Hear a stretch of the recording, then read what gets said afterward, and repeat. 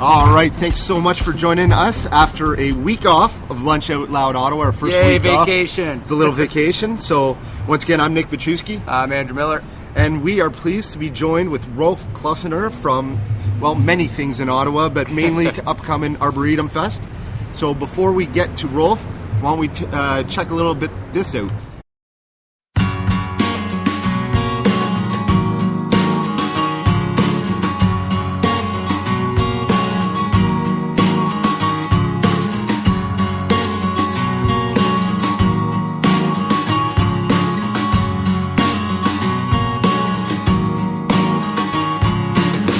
I shouted out from the pulpit, not on cue. Heating up in the belfries, running from you.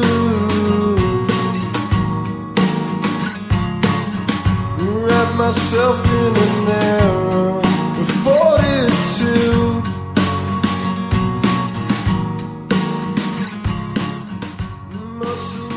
All right, so that was Up the Belfry from Winchester Warm off the album Sky One Room. So they'll be playing the Saw Courtyard, where we are actually doing this interview right now, on Saturday, August the 17th. They're doing a free show at 3:15 p.m., so there's no excuse not to come out to check them out. They're actually working on their new record. They just told me they're 70% done. They're hoping to be done by the Arboretum Fest, so hopefully we can get that done. It's being produced by local legend Jarrett Bartlett, who has produced several albums, including some of yours, right, Rolf? Yes. So if you can tell us a bit, and he's also the tech director of the Arboretum Festival as well. So yeah, Arboretum. We owe a great deal of thanks to Jarrett Bartlett. He's an old friend of mine. I've been working with him in various musical capacities for over 10 years. He helped work on the Acorn's first record, The Pink Ghost, 10 years ago, and he was responsible for our Polaris-nominated record, Glory Hope Mountain, in 2007. And he's a great friend, and when we decided to start the festival, Jarrett was the natural choice to be the tech director for the festival. Had he ever done anything like that before? Yeah, he works, he's got tons of studio experience working at Little Bullhorn Studios, Dave Drave's studio, which has produced records for Kathleen Edwards and all sorts of people. And then Jarrett also works full-time at the Museum of Civilization, doing a lot of their technical work. That's wonderful. So, yeah, hopefully Winchester Warm gets their album out for that time. It'll be a lot of exciting. They're telling me it's ambitious. It is. Go 70 to, well, yeah. They're saying it's going to be a lot more upbeat, and they've actually increased to 4 members now. Last time I saw them live, they were 2 members, so Great. We're going to see the 4-piece up on Saturday, so that's going to be quite exciting. Awesome. So I guess before we talk to the Arboretum Festival, let's get to know Rolf. Oh, sure. So what's your story, Rolf? My story? I was raised in Montreal. I moved here when I was 12. Whereabouts in Montreal? In NDG. Oh, cool. I've been living in Ottawa most of my life, and I started playing music in the city here around 1998 in a band called the Recoilers. And we put out a bunch of albums on Kelp Records. And then I started my own band, The Acorn, in 2004, and put out 5 albums doing that. And were the bands similar in sound? No, not really. The Recoilers were sort of like a classic 90s indie rock, sort of space rock kind of band. And then The Acorn was sort of more of like a experimental leaning kind of electro folk kind of band, and had a lot of a lot of great success with the Acorn. I've toured around the world extensively. We've put out albums in multiple countries, and it was a really great experience going to multiple festivals around the world and seeing how other cities did things. Uh-huh. And 2 years ago, I took a break from the road. And was sort of just happy to be home because I was spending about 120 days a year on the road with the Acorn. Tiring, I bet, right? Yeah, and I've always been a huge booster of the city. I've always been a huge fan of the city's art. And we see you out there at almost every event. So. Yeah, and then so I decided, the city's really gone through a real sort of cultural renaissance in the last 5 years, and there's been a real, the art is really burgeoning these days. And my friends and I thought, this is, I think, really a prime time to try to create a cultural showcase for the city. We have some really great festivals in the city, larger commercial festivals and smaller niche festivals that do a really great job highlighting what they do. But we didn't really feel like any of the festivals in the city were sort of doing like a global picture of the city's new culture. So everything from restaurants and food to music and visual art. So we decided that was going to be our mission. Yeah, and that's great. Any specific festivals that you saw around the world that you're like, holy crap, Ottawa does need that? Yeah, absolutely. Which ones would that be? Well, a really infamous festival in the south of England was a huge inspiration. It's called End of the Road. Yeah. And they're a small boutique festival. They have about 5,000 people, but they still, they do tons of local food at their festival. They like create amazing art installations. They have and it's in a forest. It's like that's awesome. It's insane. There's peacocks running around. It's Probably crazy. some castles out there. It's England. Well, there's actually some Tudor houses right on the grounds. Wow. But you'll have everything from like small local acts playing in a tent that's programmed by a local bar, and then you'll have like Bon Iver playing to 1,000 people on a small stage. Yeah. So it's an amazing, like, that model really blew my mind. I've been to that festival 3 times now. And I was like, how does the capital of Canada, with all of this green space, not have like a small, intimate boutique festival where everyone kind of knows each other and where you're really showcasing the region's food and the region's music alongside really big acts? Yeah. And not just putting an act on at like a local act on at like 1 p.m. on a Sunday, like putting them on at like 8 p.m. or 9 p.m. when everyone's going to see them. Yeah. So that sort of became part of the mission. So End of the Road is a huge inspiration. The Dawson City Music Festival in Dawson City, Yukon, which the Acorn played, which was, I think it's probably one of my favorite festivals in the world.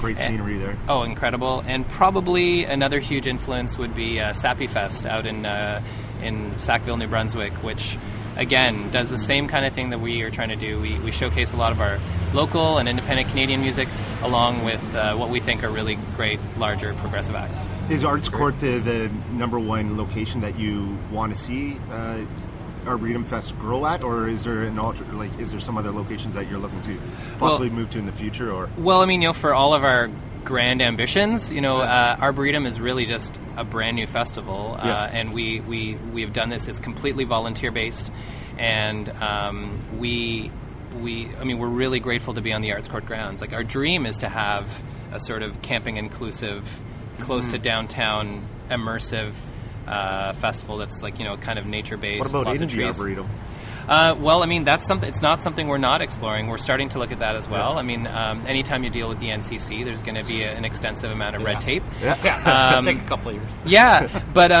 We've heard this one. But I think it's really crazy. It's hard to not talk about this and not toot your own horn. But everyone who's involved in Arboretum is really, really excited about what this festival embodies.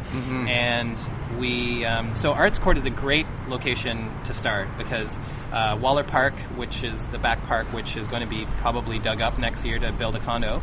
By the way, that was a funny story that you had the other day about the Waller Park. Is that a gravel pit? Oh, yeah.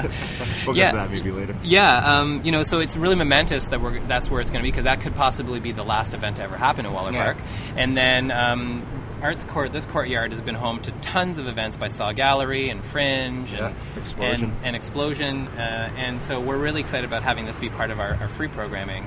And so, Arts Court has been super supportive of us. A lot of these tenants have been here for 30 years, and they were basically fighting the same fight that we're trying to fight. And so we really hope that, the city takes notice of what we're trying to do and then help us facilitate us to get into a space that really reflects our grander vision. Well, that's it. And in the grand scheme of things, it really helps the city more as well, too, right? The more events we have like this, the better off it is for everyone. Right? Well, that's the thing is, festivals, and again, this is not to downplay their value to the city, but festivals like Folk Fest or Blues Fest could happen in any city around the world. Yeah. They're amazing. It's so great to have be around in that massive festival environment. See bands that you otherwise would never get to see. Like Weezer or whoever. But what we're trying to do is give people the sense that they can see an amazing band or art in an environment that's really cool and comfortable and curated and not surrounded by 500,000 people, where you're surrounded by your community, essentially.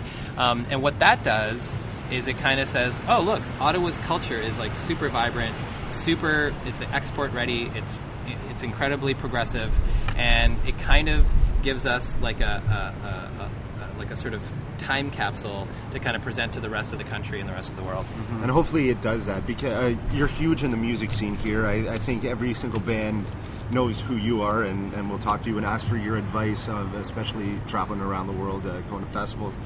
How do you see the scene in Ottawa going, the music scene? Because I know my major thing is getting that 400 to 1,000 spot arena, not arena, but venue? like venues. Yeah. We definitely need that.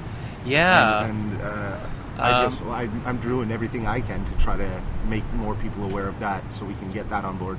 Well, I mean, Ottawa's actually seen a huge decline in its venues in the last 10 years. Which has been atrocious. Yeah, when you're talking about a cultural revolution in the city, and we don't have that 1,000-place arena that will attract those medium range bands. Yeah, no, I mean that's the thing is it's kind of like we have like a bunch of awesome, race cars, but no track to drive them on. Yeah. So that's a huge hindrance in the city. I've watched a lot of great clubs like Barrymore's Music Hall and the Hi-Fi on Rideau Street, which is now the beer store on Rideau Street.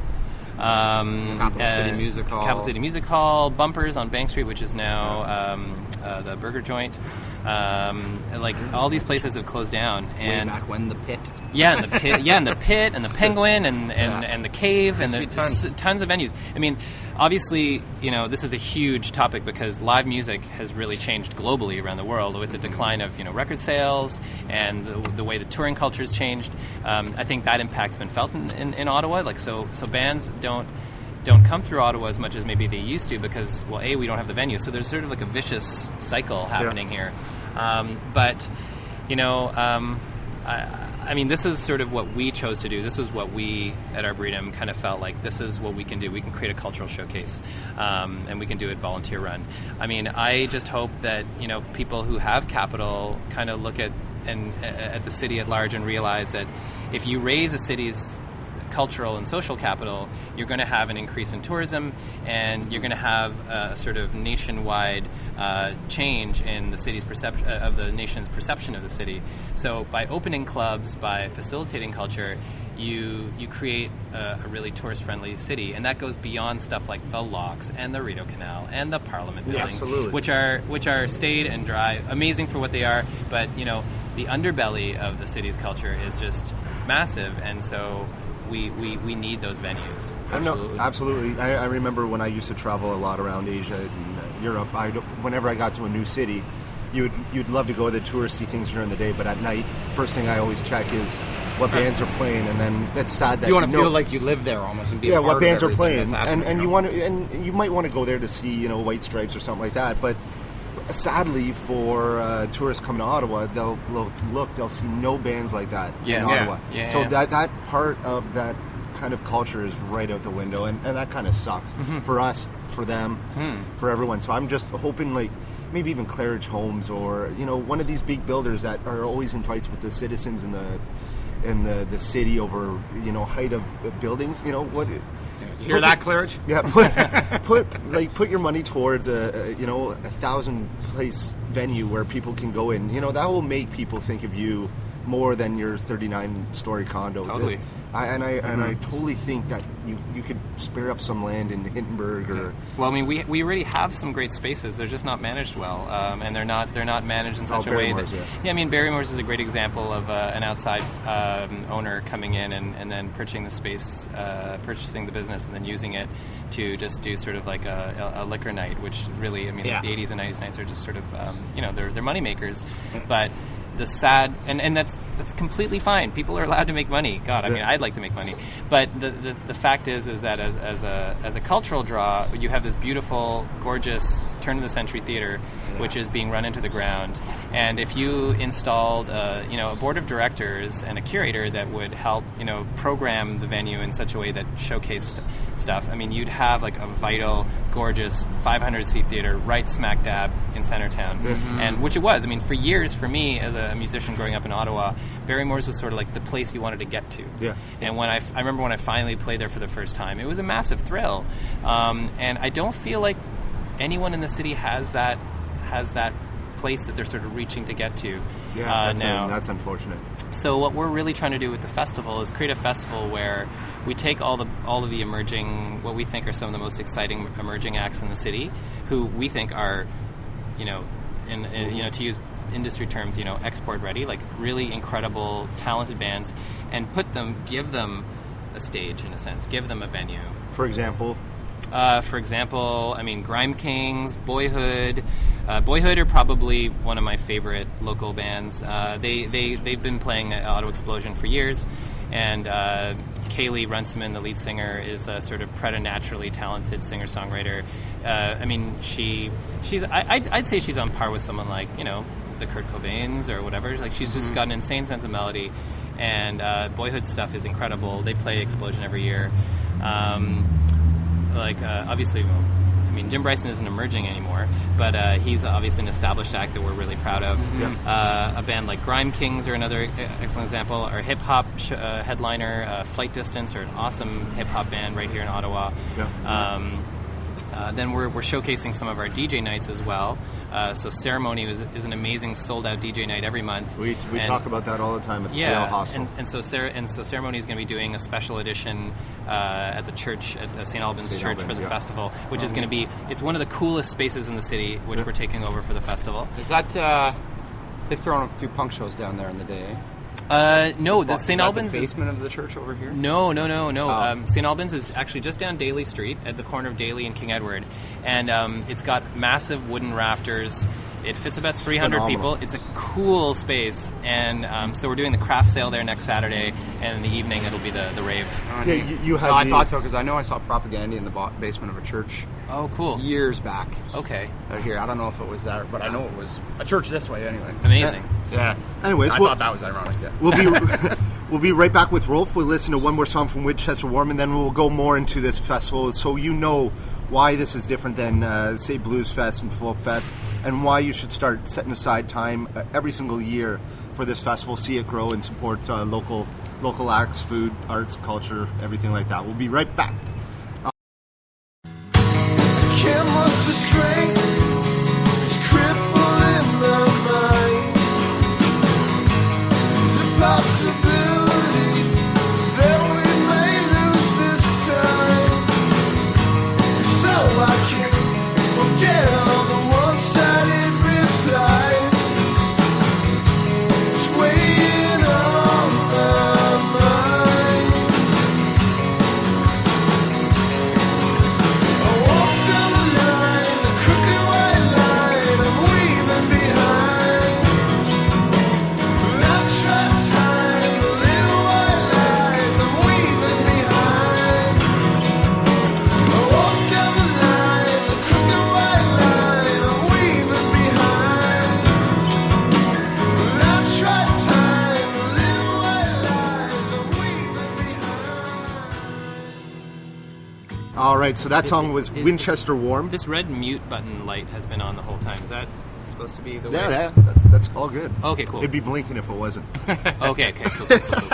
So that was Winchester Warm, playing Winchester Warm from the Sky One Room album. So you can look them up on. They're going to get a Facebook page soon, as well as their Bandcamp page. So now we'll get into more about the festival and why it's different than everything else. So one of the great things that you're doing is working in collaboration with many local companies with the festival, and they've put out. So tell us about Bridgehead, End Product, Magpie, some of these Yeah, what are awesome some of the local companies stores. that we got coming in, and what kind of food can people expect and whatnot? And Well, we for the collaborations, we it's really as simple as that. Instead of getting a T-shirt printed somewhere or going to some merch company and buying crappy hats, there are tons of people in the city running amazing independent businesses, and we kind of feel that there's an art to that as well. So in that sense, we kind of thought, let's work with the most artful businesses and the most artful artisans and crafters to create the stuff that reflects the festival. So Victoire Boutique, who are BFFs of ours, and we love what they do, and so they're carrying our merch, and because we love their store. And then Where is that located for those that don't know? They can pick it up. it's Dalhousie and in Wellington West Village. They have locations. Perfect. They made the awesome necklaces, right? No, Magpie made. Magpie's the They're necklaces. Victoria's carrying all of our merch, but Okay. yeah, we had these amazing tree branch necklaces, which were cast in silver and in bronze for the festival, and those were designed by Magpie for the festival. And the first batch sold out in a week, which was crazy. Wow. And we thought, we'd make a bunch and then sell them, and then have the rest to sell at the festival. But we're actually producing a second run now because they were so successful. And then End Product, a local designers who make really interesting artifacts for interesting people. I like that. This is a sort of a treatment of our logo done in solid maple and etched with a laser etcher. And it's pretty rad. So we've got these pins, and we've got T-shirts and totes, which were the image was designed by an amazing local painter named Drew Mosley. Incredible. And we love him a lot. So that's one way that we thought of trying to be a little bit more original in how we create our merch. And again, this is a sort of same model that a lot of really small, cool boutique festivals they apply sort of the same mentality to their stuff. And the Bridgehead espresso coffee as well. Oh yeah, and Bridgehead is doing coffee for us. Kitchissippi Beer is brewing an Arboretum Session Ale for us, which is incredible. So we're gonna have our own beer, our own coffee, so yeah, we're really trying to try to get everybody involved in the festival and kind of have everyone have their own little spotlight in how they collaborate with us. So, sorry. sorry. So I was going to say, how's the growth been going since this is the second year, correct? Yeah. So how's the growth been going, and how are you noticing a lot of different things that you might have did differently the first time around that you're changing this time and whatnot? I think probably the biggest difference would be, we were really ambitious in our collaborations last year, and we managed to get 12 really great restaurants to work with us. Yeah. And Drew Mosley did do the artwork for us, and we had great vendors, and then the bands were obviously great. But this year, I'd say the collaborations and the programming in total has probably tripled, in how we've approached things. Like I said, we have all these great, merch and beer and food collaborations where people are doing stuff directly for the festival. And then the music programming itself has gone up by about 10 bands. We had 24 last year. We had 35 this year. We have more visual artists and video artists projecting on the different around the different stages. The restaurants have their own stage this year, which is really exciting. So the chef sessions is this thing which basically chefs get to do one item for 1 hour. This is the main thing, yeah. Yeah, we can talk about chef sessions, I guess. Yeah, chef sessions is another great collaboration. So instead of having chefs make the food for the festival, which we realized was not really sustainable in the long term. You can't pull a bunch of chefs out of their restaurants for 3 days and get them to cook for 5,000 people. It's not going to make sense. So what we did instead is we got 4 of our favorite food vendors to supply the food for the festival, really great food, like Strata Stone Oven Pizza and Cafe My House doing vegetarian food, and the Bootleg Porchetta Company doing porchetta sandwiches. So they're doing the general food for the festival all weekend long. But then on Saturday, we have a separate tent which will essentially be a stage for chefs, where the chefs come in, they do one course for an hour, and boom, they're out. Yeah. And so we go back and forth. We do 6 different chefs doing one course per hour, and you can buy advance passes for that, and then you can try all 6 courses. How much is it on Saturday? So if you do the chef sessions, you're getting 6 chef-cooked courses for $6 each. That's amazing. Which is nothing. For that kind of course in a restaurant, you'd probably pay about $15, McDonald's $16. Happy or McDonald's meals over $11 these days. Exactly. So you're getting 6 chef-designed and cooked meals courses right on this festival site for $36. And that's going to range from what time till what time then? Starts at 12 p.m. and it goes right till 6 p.m. Perfect. Yep. Yeah. Awesome. Steve Mitten's always a great time. Steve Mitten? We've got Steve Mitten from Murray Street, Marc Doiron from Town on Elgin Street. We've got Trish Larkin from Black Cat Bistro. We've got Steve from 268, a really great new restaurant on Preston Street. We've got Chris Lord from Union 613, Steve Wall from Supply and Demand, and so 2 restaurants that are going to be in the En Route magazine championship are going to be there. Exactly. All of those restaurants are famous. Well, I know they're all up there, sure. That's just phenomenal. And then Chris DeRaiche from Wellington Gastropub. Oh wow! And then we also we have Brianna Kim doing food from Cafe My House, and then we have the Manx chef Jara, who's going to be doing snacks at our Manx after party on the Friday night. So mean, it's the thing about these collaborations, and that what we're trying to do with Arboretum is that there actually isn't enough time or enough slots to actually cram in everything that we think is great about the city. So, I mean, the way we've been growing, I mean, it's really small, and we have to be really careful because we literally we did this completely volunteer run and out of our own pockets last year, and this year we've been really lucky and we've gotten some grants, a few grants, small grants, but again, it's really going to be based on whether the city supports it or not. So if people support the festival, then the festival will grow. Well, last year, how many people would you say came through, sort of thing, throughout the weekend or whatnot? I can say pretty accurately it was one day last year, and we had about 900 people come over that one day. This year, how are ticket sales? I haven't checked recently, but the advanced ticket sales are always hard to gauge. I mean, we've sold about half of our tickets so far, but a lot of people end up buying in the last week or the day of. So I'm curious to see what happens next week. It's really. But the Chef Sessions tickets are going really fast. They're almost sold out. Yeah, I have to get on that. For sure. I'm going to get on that too. Right away, right after this. Also, sorry, one last thing: the workshops, which are incredible as well. Oh yeah, you're doing with local. Well, actually, not with local people because I see Scott Hornsberger there. So he's from Toronto, but there's 4 great sessions. Yeah, we've got check out. Yeah, so like aside from music, media art, and food, we've decided we try to expand a little bit. You know, we're just kind of taking baby steps. So we've added 4 workshops to the festival this year because we love. There's a lot of people in this town doing some really interesting sort of, I guess, engaging work that isn't really music or food or whatever. Yeah. So, but you're trying to give them an avenue to promote it. Exactly. Yeah. So the workshops are briefly. Bridgehead is doing a coffee pouring workshop for half an hour. Randy Hogg, who's like an award-winning barista, he's going to do a thing on coffee pouring. Amanda Putz from CBC is going to do a short half-hour workshop on how to help emerging artists get their music on the CBC, which is a mystery to a lot of us. Maybe help emerging podcasts. We can learn how to do it. Yeah, exactly. Teach us how to do this. Help us, Amanda. We'll have Scott Hansberger from Music Ontario. He's going to come and talk about Music Ontario, which is a new organization, and how they can help benefit Ontario musicians. Like a boss. And then Amanda Westfall is being presented by Creative Mornings, who are an amazing creative resource and cultural resource in the city. And she's presenting on in-city foraging, on how to, what kind of foods are available within your city, like naturally, like on your lawns, in your trees. Some dandelions, make some dandelion soup. Yeah, all that kind of stuff. So there's that, and then we also have some amazing kids programming, which is free again on Saturday morning. We've got a girls band. We've got a young band from Toronto repping Toronto Girls Rock Camp. Oh, that's fun. And they're like 14, 15, and they're insane. And they're going to be playing on behalf of Ottawa Girls Rock Camp. And we've also got an experimental sort of music orchestra with interactive electronic instruments for kids. So kids can literally come and create spontaneous music with this amazing electronic musician. What age group would you say for the kids? Two to 12. Okay, really young. And then Lumiere Festival is also going to have a lantern building workshop, and the Ottawa Art Gallery has an art tent for kids as well. Well, that's great. I mean, it's a lot of fun for all ages. I mean, I think the city definitely needs more of that. I mean, you're not going to see a lot of kids go to Blues Fest and things like this too, right? I mean, they don't have.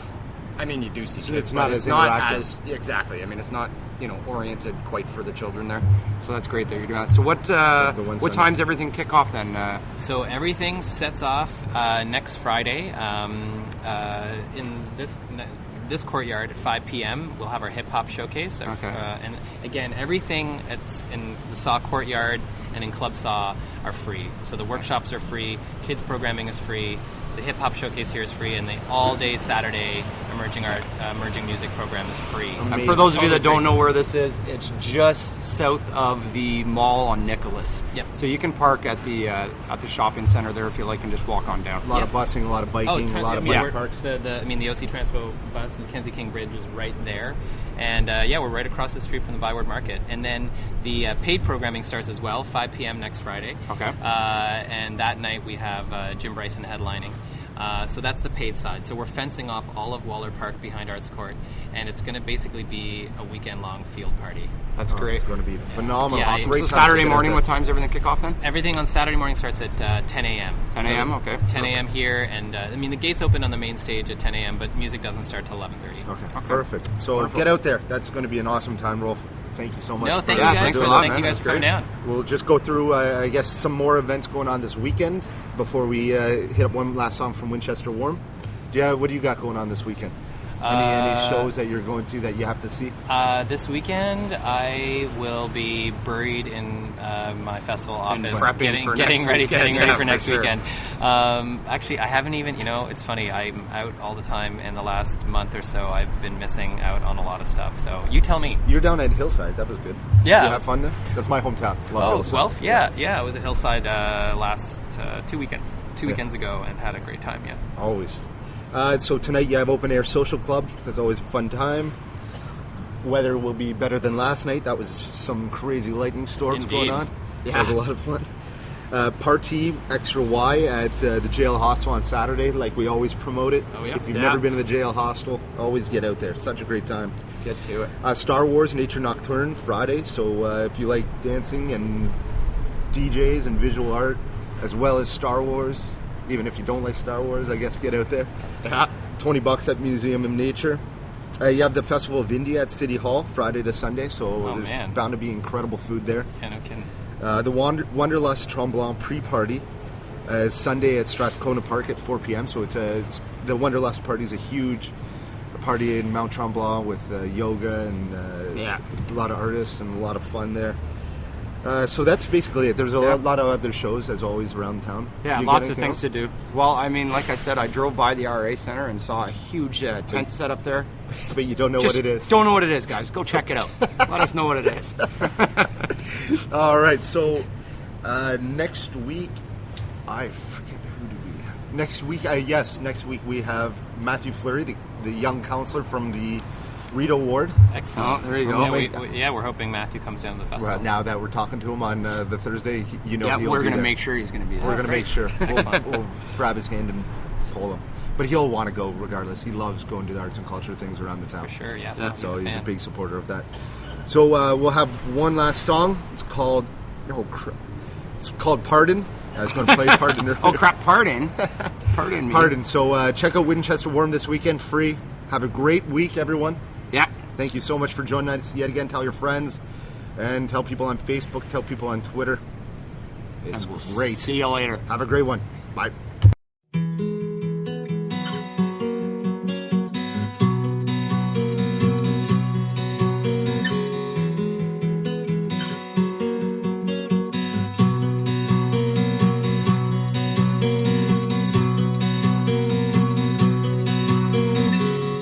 No more wasting the songs, this is my thing to do.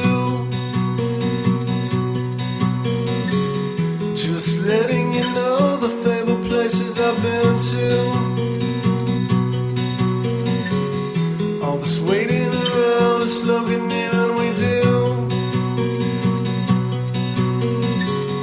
No more passing the days, filming just to know you.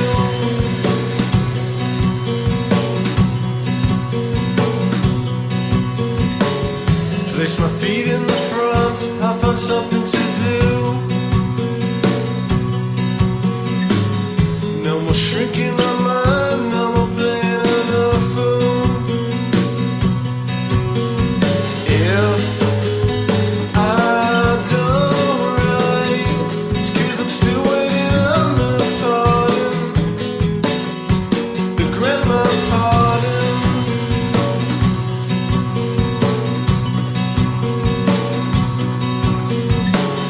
No more wasting the songs, this is our thing to do.